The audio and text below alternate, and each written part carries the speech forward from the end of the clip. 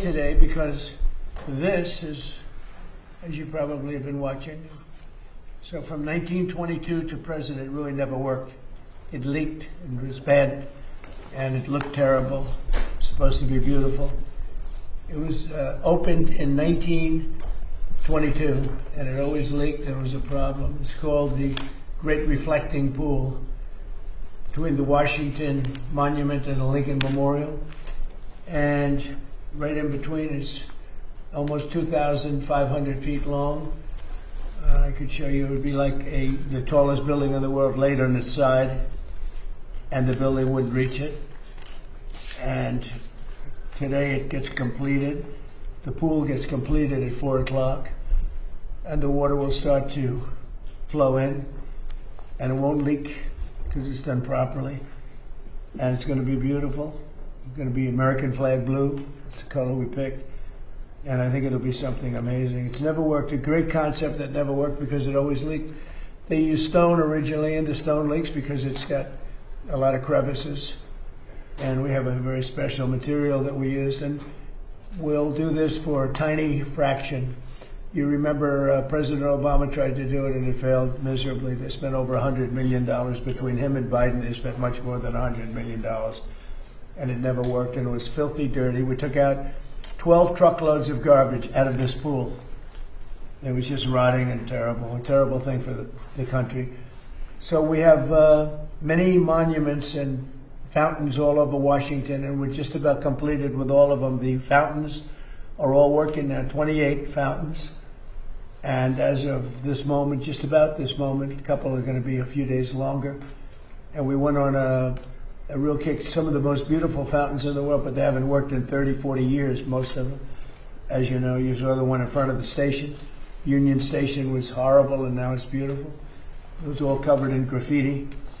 But this would be the big one, because this is, again, could you give me that picture of the how it compares in size to the biggest buildings anywhere in the world? It's sort of amazing. So we're very proud of that. We're proud of a lot of things we've done, but this is something. So Washington now, as you know, a very safe city. It's considered a very safe city. It was a very unsafe city 14 months ago. Now it's a very safe city, so we're very proud of that. But it's also become a beautiful city. The encampments, the homeless are no longer sitting in the middle of the park.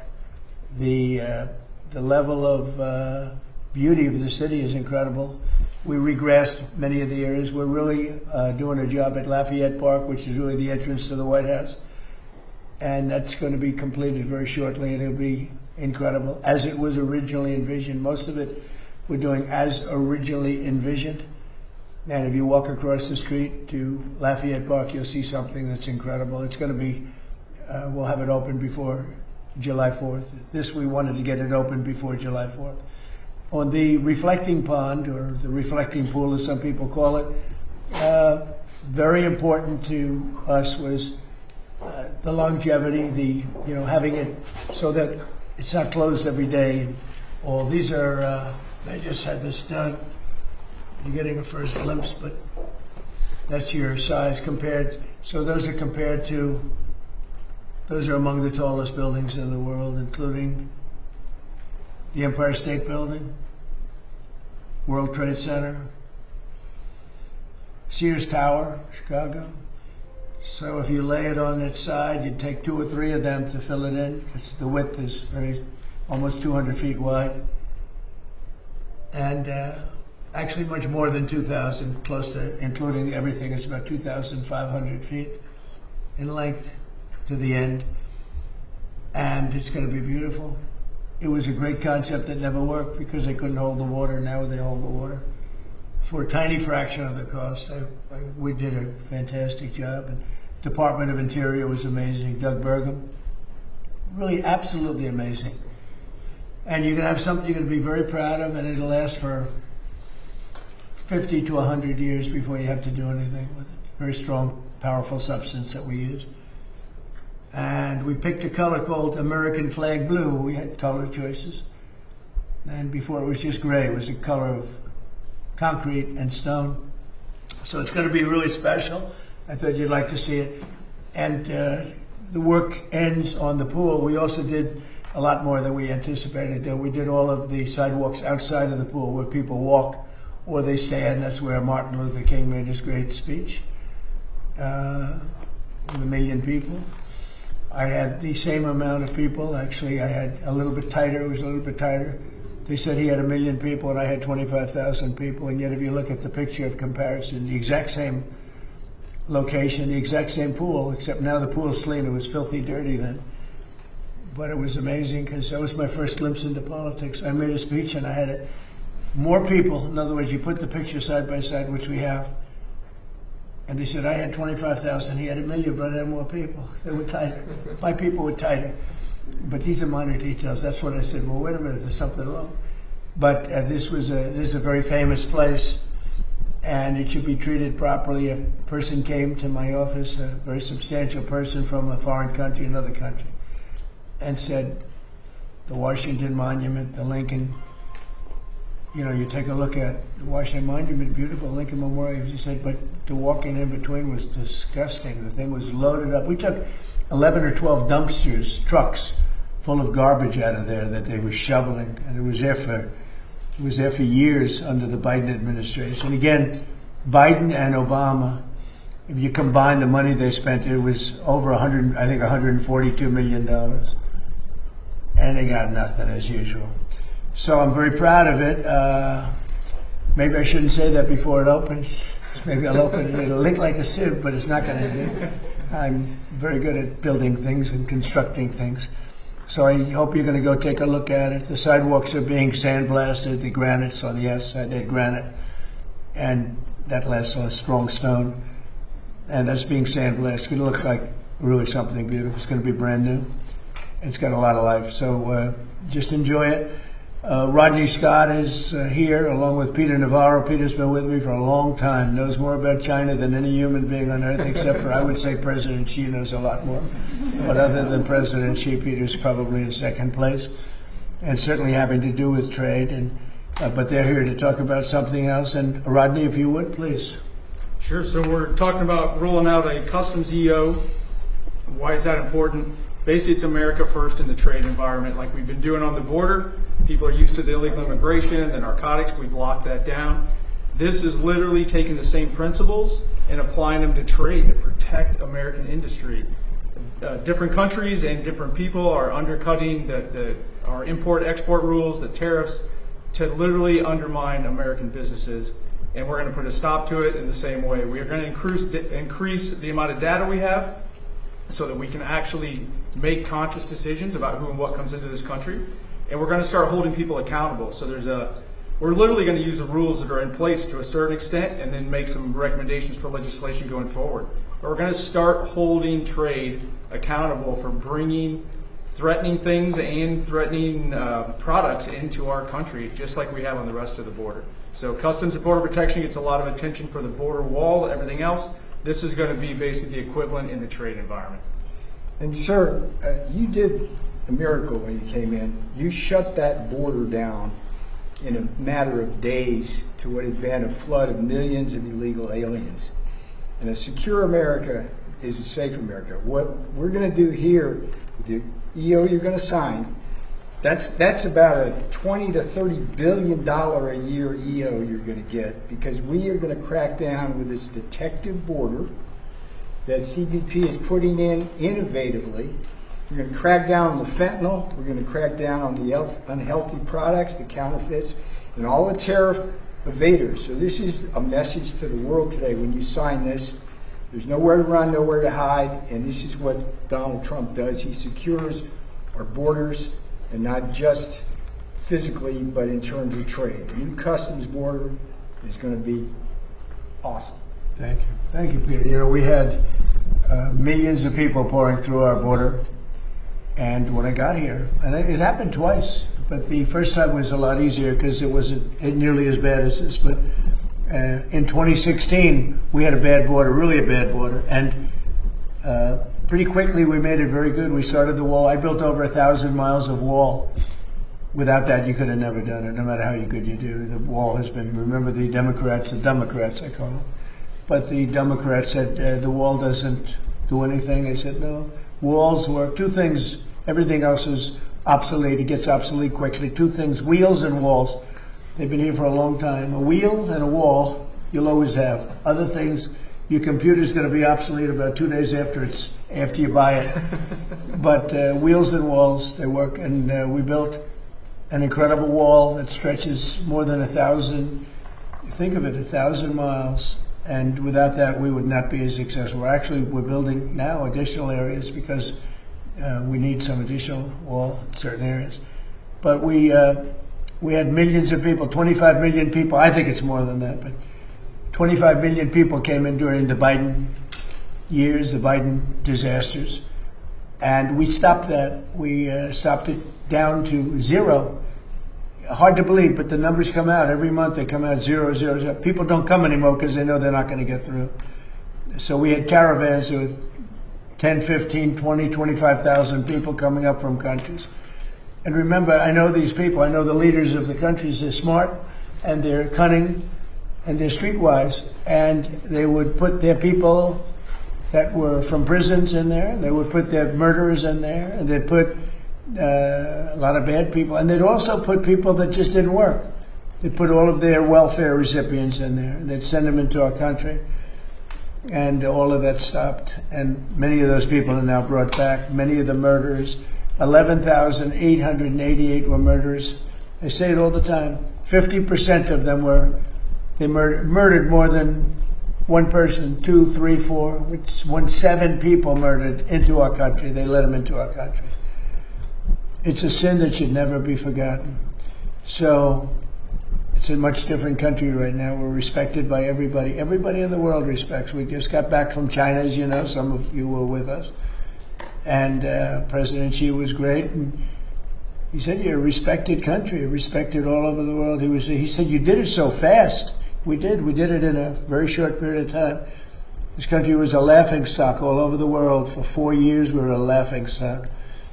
And now we're the hottest country anywhere in the world. We're the most successful country in the world. So this is very important what you're doing, and I'd like to have Will just say a few words about it specifically, please. Yes, sir. As Rodney and Councilor Navarro said, this is an executive order on strengthening customs enforcement using new technologies and new approaches. The idea here is to ensure that importers of record, other people moving goods across our border, are accurately reporting what they're bringing in, that contraband, that illegal goods aren't being brought across the border, and that goods being brought in are being accurately accounted for purposes of duties and tariffs and all of the other things we require of importers of record. But this executive order will launch a series of bold new steps that I think we as an administration believe will result in the tightest, most controlled border in American history, following on, obviously, your success in closing the southern border and stopping the scourge of illegal immigration into the country as well, sir. So, Peter, what kind of money do you think this involves in terms of savings to our country? I will guarantee you the first year will be at least $15 billion, the next year 25, and out there's 80 to 100 billion that the tariff evaders are doing. Plus, sir, we're going to stop more of the fentanyl coming in, and we're going to crack down on counterfeits. This is good for America. This is good for the people that elected you. It's good for the country. And we have fentanyl coming in 59% less. Cut it by a number that nobody thought was even possible. We're going to get it a lot lower than that, but we have it. And we did this in a very short period of time. This is going to be a great one, sir. You didn't have this the is same a moneymaker for us, and CBP has been doing a really great job innovating on this, sir. You've done a fantastic job. Thank you. Appreciate it, sir. Okay, we'll start in one.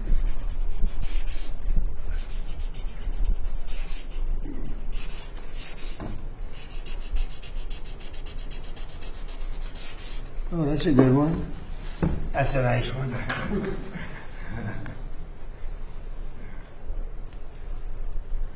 Okay, what else do you have? This is another executive order on reforms to the federal workforce, sir.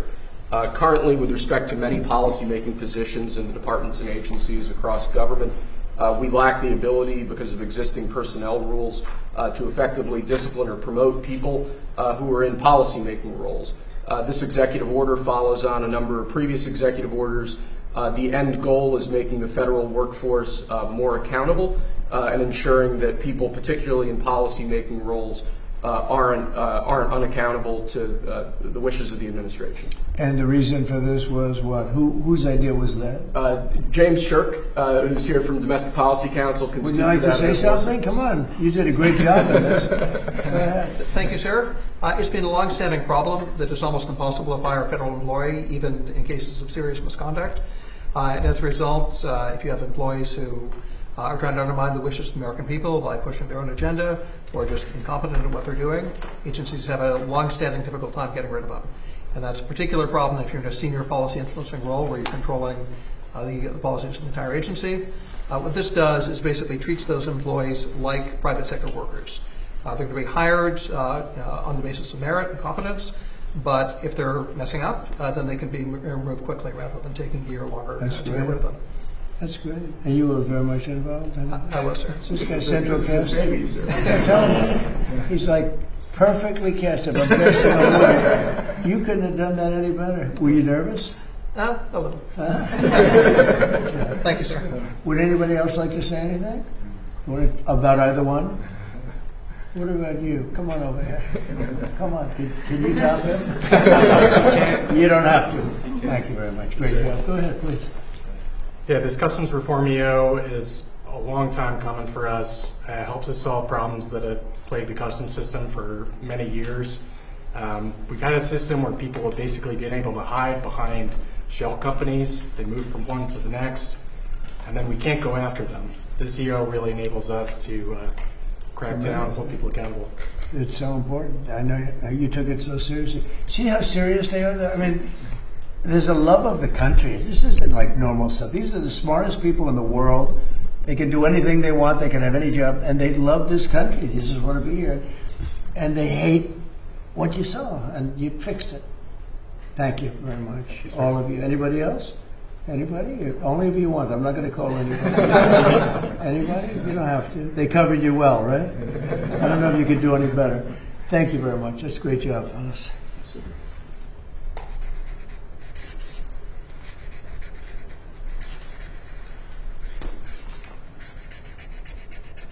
It's a big one. Okay, thank you. Pulitzer Prize winner over there. I got the great Pulitzer Prize winner. Okay, thank you very much. That's great. Thank you, Mr. President. Do you have any questions on this? Thank you, Peter. Mr. President, given Iran's attacks on Kuwait, this latest attack on Kuwait, is the ceasefire with Iran still on? Well, you know, there's a reason for everything. And we hit them pretty hard the night before, and actually last night. And when it was explained to me, I said, all right, so we'll do that. But we've been hitting them pretty hard, a little bit. So there is a reason for certain things, and there's usually a reason that sometimes makes sense. But they did something, not a big deal. We got it. We nipped it in the bud very quickly, as we do. We're the greatest military in the world. But some people would say they were slightly provoked because we took a strong action for a different reason. So they were reciprocating. Yep. Mr. President, can you explain? I hear the negotiation itself has gone very well, actually. Very well. Mr. President, yes, Could happen. I mean, if it happens, and it might not happen, you know, who knows? But if it happens, it could happen like over the weekend. Mr. President, yesterday. How do you define ceasefire? Pretty much the way it is. It's a different part of the world. You know, I'd say in that part of the world, ceasefire is when you're shooting in a more moderate manner. Mr. President, yesterday you signed. It's not bad, but it's true. I mean, a ceasefire there is much different than a ceasefire in other parts of the world. Mr. President, can you explain why you decided to drop the Anti-Weaponization Fund? So I love it. I think it's so important. This is a victim right here, but not only a victim, he was also a student of it. What happened to great people, great American people, the way they were victimized, the way they were savaged. You have suicides. They killed themselves. They went bankrupt. They were weaponized by the Biden administration, by a bunch of thugs, including Obama people. And like nobody's probably ever been. I mean, I can think of maybe 2 instances in this country where they've had it. to somewhere that extent. I'm not even sure if it was so much. They were put in jail for long periods of time. They were accused of things that never happened. They had prosecutors that were radical lunatics, and their lives were destroyed. And frankly, we had a lawsuit that against us on the weaponization, where the judge, a radical left judge, ruled against it. And we'll see how that all works out. But a radical left judge ruled against it. But these people, their lives have been destroyed. Their families have been destroyed. Many of them. I'm not just talking about a few people. Many of them. I'm one of them. They raided my house, Mar-a-Lago. That never happened. Nobody ever thought of a thing like that. It turned out that it was a total fake. Everything about it was fake and corrupt. We have all the information. You know, the good advantage to sitting here is we can get information that you wouldn't get by what we have and what we are going to be showing over the coming weeks and months. You're not even going to believe. Some of you will believe it, like CNN will believe it because they knew what was going on. They're crooked as hell. CNN's a very corrupt organization, but with a corrupt reporter standing right there. Never smiles. She never smiles. She's a young, beautiful woman, never smiles. I never see a smile off her face. I see her standing there with hatred in her eyes. Like she has hatred because we have borders, because we have a strong military, because we cut our taxes, because we do things that everybody wanted, and then we win our election in a massive landslide. We win 87% of the counties in this country. Nobody's ever heard of a thing like that. And that's because we're doing the right job. And we took a detour down to Iran because we can't let Iran have a nuclear weapon under any circumstances. We can't let that happen. So the reporters should be happy. They shouldn't be unhappy. They should be very happy. Because you know what we're doing? We're saving our country. Yes, President, two questions. One on Iran and then one on your birthday. Okay. You will like. The first one is, are you concerned at all that the IRGC could sabotage any potential deal? And then the second one is, you have a birthday coming up. I won't say which number, but it's a big birthday. So you're going to blow out some candles on a cake, hopefully. What are your wishes that you'd like to see accomplished for the next year for the United States and your presidency? Well, I'll go in your order. Anything can happen, you know, when you're dealing with Iran, but when you're dealing with other countries. But that's a very volatile part of the world, probably the most volatile part of the world. The people are volatile. The leadership, you see what's going on. We've gone through 3 teams of leadership. It's been we're military. There's never been a military like what we have. We could go another 2-3 weeks and just wipe everybody out. I'd rather not do that. Very easy to do. They're ready to do it. They want to do it. They want to do it. But if we can get something down in writing which will accomplish the same thing without killing everybody, I'd like to do that. Most of my people, I think, would like to do that. Some people wouldn't, but most of them would. But we had to take a detour as far as wishes for, and I'm very proud of that detour, you know. By the way, just to finish off on that, we had the strongest stock market in history, and I said we have no choice, we have to do it. I knew it would affect it, but I was very happily surprised when I saw that today we hit another stock market high. I mean, we have the highest stock market in history with a military conflict going on, or a war. Some people call it war, some people call it a military. It's not a big thing for us.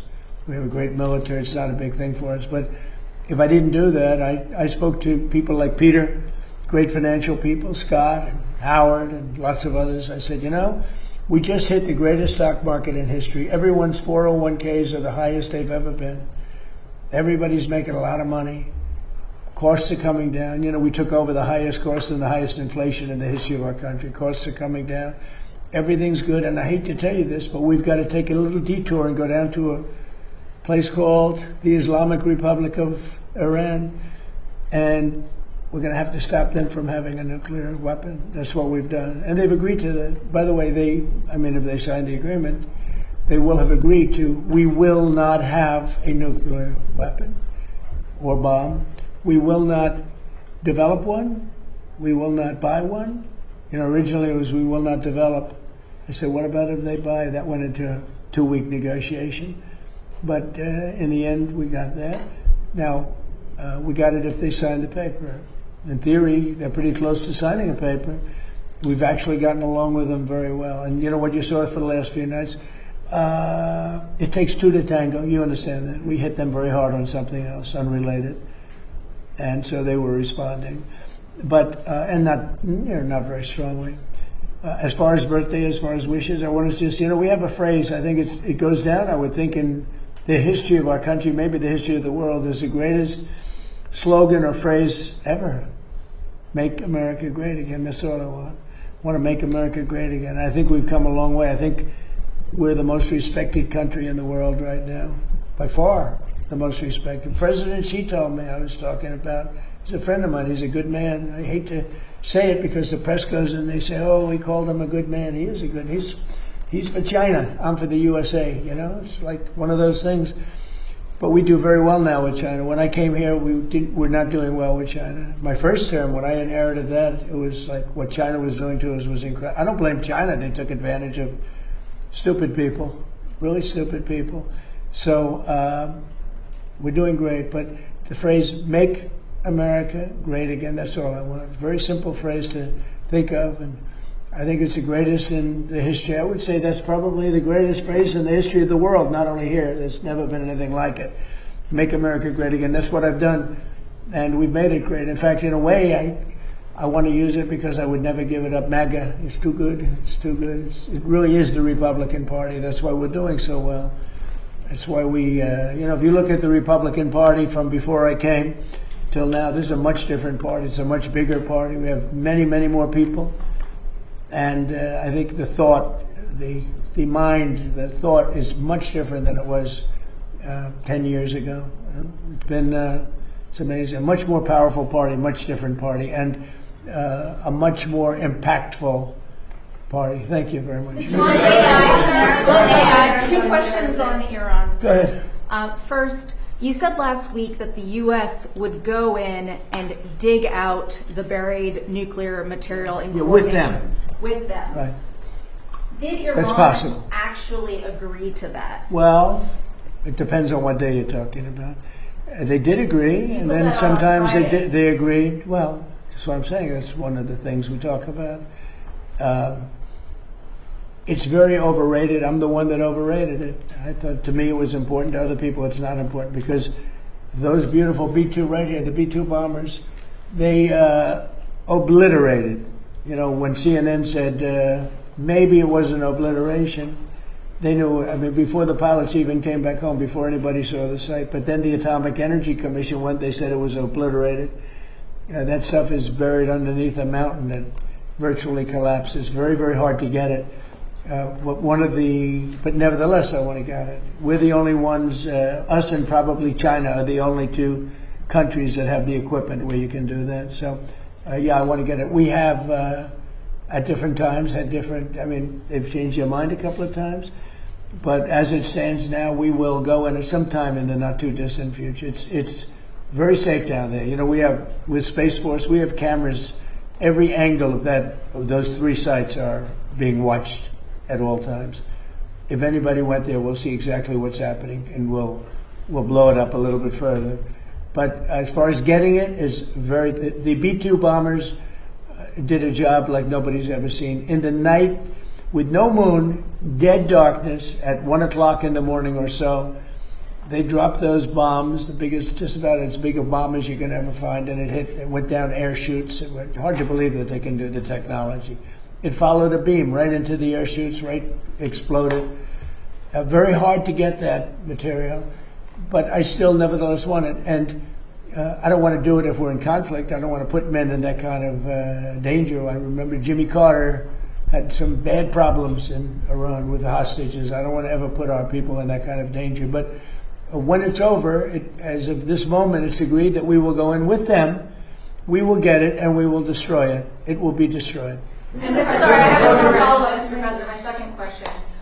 Is it possible to get to a deal with Iran, whether to go in and do that or to open up the Strait of Hormuz without seeing an Israeli cessation of their hostilities in Lebanon? I think it would. We're trying to separate it. I mean, look, it's a very different kind of a thing. We actually spoke with Hezbollah for the first time ever. We didn't know they spoke. And they agreed yesterday they're not going to shoot. Israel's not going to shoot. We're just going to see. But I'd like to separate it. I'd like to have it a separate thing because it is separate. But Israel, hey, look, they've been a great partner. Bibi Netanyahu has been, for me, a great partner. For other people, not so good. For me, he's been very good. We were very effective, what we've done. And they needed us. They couldn't have done it without us. Couldn't have even come close. And they needed us. And they got us to help them with a real problem, because Iran was a real problem, a big problem, a worldwide problem, because they wouldn't have stopped with Israel. They would have blown up the Middle East. And you saw that by the rockets. All those rockets that went to the five, mostly for the most part, the 5 countries outside of Israel, those rockets were aimed there before we hit them with the B-2 bombers. They were going to blow up the Middle East. They were going to blow up Israel, but they were going to blow up the Middle East. And I stopped it, and I'm very proud I stopped it. And we also stopped it in the first term when I terminated the Iran nuclear deal penned by Barack Hussein Obama. It was one of the dumbest deals I've ever seen. And this has no relation. I like these morons, these Democrats, D-U-M, Democrats, that go on television and say, oh, well, this is just like the Obama deal. This is the exact opposite. This is no path to a nuclear weapon. That was an absolute path to a nuclear weapon that you couldn't have done anything about. This is the exact opposite. They gave billions and billions of dollars to Iran, including $1.7 billion put into a Boeing 757 with the seats taken out because there wasn't enough room if you left the seats, with $1.7 billion in cash taken from the banks in D.C., Maryland, and Virginia, and flown to Iran, 1.7 in green cash, and then tens of billions of dollars given to Iran by our government. Frankly, they picked the wrong country, but maybe we're going to be getting along with Iran. We're going to find out. You know, there is a good possibility, I think, because without the bombing, that wouldn't have worked, without the blockade. The blockade is the most powerful thing. I think the blockade maybe has more impact than the bombing has. But the blockade that we have, the naval blockade, is incredible. Now, one ship has gotten through, unless we wanted it to, and people respect it a lot, and we'll see. But, you know, there's a chance if this really worked out, they could rebuild. You know, it used to be a very, very good nation. You go back, I have friends that used to, old-timers, they used to go there, and they used to do well. They used to build in Iran. They built apartment houses, and they built office buildings in Iran. Hard to believe, right? But there's a chance that maybe that comes back. But whether it comes back or not, I think we have a very powerful deal that we're negotiating. The exact opposite as the Obama deal. The Obama deal was a disgrace. It gave them a nuclear weapon. We do the exact thing. We, under our deal, they will never, ever have a nuclear weapon. One of the other things that happens, and this is important, but there's nothing more important than taking away the capability of a nuclear weapon from Iran. Mr. President, Wait. But one of the other things that's important, and very important, is that immediately upon signing the Memorandum of Understanding, the Hormuz Strait will open. And it'll open up quickly, and we've already had our minesweepers there. You know, we're sweeping, as you probably have heard. And these are underwater minesweepers. They're great, amazing technology. They're underwater because usually when you're looking for mines, that usually means you have some dangerous characters out there. That's why. So we're underwater, but we've swept mines, and we've gotten most of them, we think. So, but the Hormuz Strait will open immediately upon signing. Now, that's subject to a couple of areas being cleaned out also of mines, which we don't think there are any. So it'll happen very quickly, and we'll take the southern route anyway. But immediately upon signing, we open up the Hormuz Strait. Mr. President, just to clarify on what you said, excuse me, Mr. President, just to clarify on what you were asked earlier, is the $1.8 billion DOJ fund dead or is it on hold?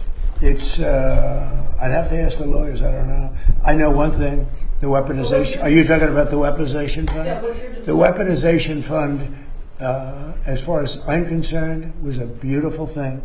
It was something I didn't make it, but I heard that. I thought that was the greatest thing because people like you have abused our people so badly. The fake news like CNN, like the New York Times and like others, have abused our people. Wait a minute, be quiet. Have abused our people so badly, and you should be ashamed of yourself. You used to be a conservative. She was a conservative from Alabama. Can you believe it? But CNN, in particular, CNN does such false reporting. But now they have new ownership, so maybe it'll straighten it out. I doubt it. But it's hard to straighten garbage out. But CNN has abused, and others have abused so badly. People, these are people that are great people that were destroyed. Their families have been destroyed. Many suicides. They committed suicide. People that went there with love. They went there with love. You know, when I made that speech early in the day, tremendous crowd. I hate to say, because they'll say, oh, I was wrong on the number, but I believe it's the largest crowd I've ever spoken to by twice. The biggest crowd, I think, bigger than the inaugurations, bigger than anything. And there was so much love and friendship. It was the most amazing thing. People were crying. They were like, wait a minute, let me finish. And those people have been abused by you and by others and by the politicians, by the Democrats. They're dumb people. They want to have open borders. They want to have transgender mutilization of your children. They want to have men playing in women's sports. They want to have high taxes. They turned down, you know, they fought us on the tax bill, and they fought us because they want people to pay high taxes because they're crazy. There's something wrong with them.